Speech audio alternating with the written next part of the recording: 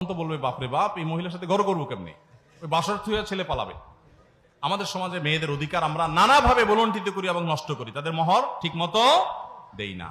তো যাই হোক, মা বোনদের অধিকার, তাদের পাওনা দিয়ে দিবেন। টুকটাক তাদের হাত খরচও দেওয়া উচিত। তাদের মা আছে, বাবা আছে, খোঁজ খবর নিবে, যতটুকু পারেন সাধ্য অনুযায়ী তাদেরকে খোঁজ খবরের জন্য বা হাত খরচের জন্য টাকা পয়সা দিবেন।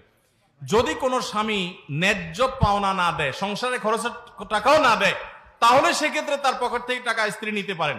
যদি তার ন্যায্য সংসারের বাজার খরচের টাকাও না দেয়, কঞ্জুস হয়, বা অনেক সময় দেখা যায় একাধিক বিয়ে হলে সে অন্য স্ত্রীর দিকে ঝোঁক থাকে, এখানে টাকাই না দেয়, তাহলে এক্ষেত্রে আপনার যতটুকু ভরণ পোষণের জন্য প্রয়োজন ততটুকু তার অজান্তেও তার পকেট থেকে আপনি নিতে পারবেন।